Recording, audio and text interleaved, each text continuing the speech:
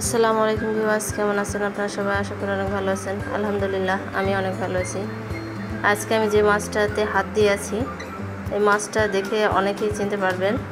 এটা হচ্ছে একটা জাপানি মাছ, তবে এত বড় বড় পালক, যেহেতু এটা বোঝা যাচ্ছে যে এটা অন্য কিছুর একটা মাছ হবে। অবশ্যই সবাই জানে এটা অ্যাকোরিয়ামের মাছ। এটা ভীষণই সুন্দর একটা মাছ, যদিও আমাদের বাসায় অনেক বড় পাত্র ছিল না, তাই জাস্ট আমাদের যেরকম একটা গামলা ছিল মিডিয়ামে, ওটার মধ্যে আমি ডুবে রেখেছি। আমার ছেলে চায় এটাকে জীবিত রাখার জন্য, তবে আমি এটা বাজার থেকে কিনে আনলাম। বাজারে দেখে ভীষণ সুন্দর লাগলো, এই জন্য নিয়ে আসছি। তো আমি চাইছিলাম যেটা আমি রান্না করে খাবো। ওর জেদে আমি কাটতে চাচ্ছি না, এরপর কি আর করা যাবে। এই এত বড় একটা মাছ অ্যাকোরিয়ামের মধ্যে, এটাকে আর জীবিত রাখা সম্ভবই নয়, যেহেতু আমাদের বাসায় অ্যাকোরিয়াম নেই। তো আমি আর কোথায় রাখতাম, সেজন্য এটাকে কেটে খেয়ে দেখতেছি এটা অরিজিনাল টেস্টটা কেমন আর কি।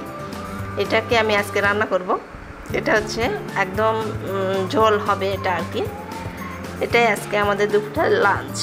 এবার এটাকে আমি পানি থেকে তুলে নিলাম, এটাকে আমি কাটাকাটি শুরু করে দেবো আর কি। এটাকে জবাই হবে।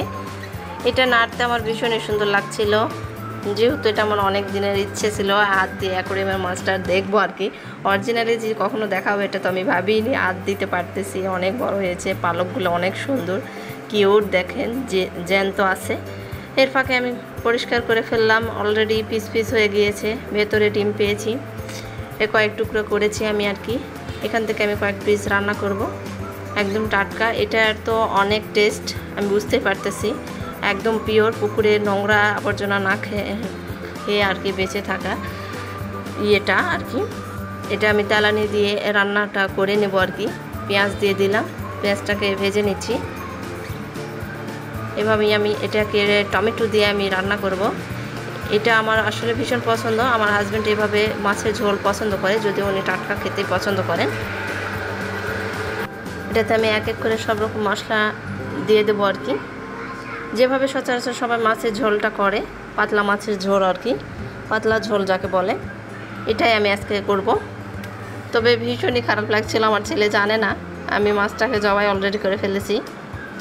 ও ঘুমিয়েছিল, এর ফাঁকে আমি রান্নাটা শেষ করে নিয়েছি। ও জানে না, জানলে কি করবে আমি জানি না।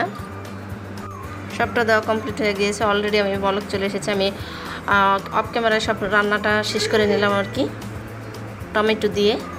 এটাকে আমি এভাবে রান্নাটা শেষ করে নিচ্ছি শর্টকাটে, যেভাবে সবাই আপনারা করে থাকেন, এভাবে আমি আজকের এই রান্নাটা শেষ করলাম। এটাকে খেতে যে অনেক টেস্ট হবে আমি বুঝতেছি। এখন আমি খাওয়া শুরু করব, জাস্ট ক্যামেরা বন্ধ করব আর খাওয়া শুরু করে দেব। আজকে আমাদের এই অ্যাকোরিয়ামের মাছের রান্নাটা আপনাদের কেমন লাগলো অবশ্যই কমেন্টে বলবেন। সবাই ভালো থাকবেন, সুস্থ থাকবেন, আমাদের জন্য দোয়া করবেন। পুরো ভিডিওটি দেখার জন্য অনেক ধন্যবাদ। আল্লাহ হাফেজ।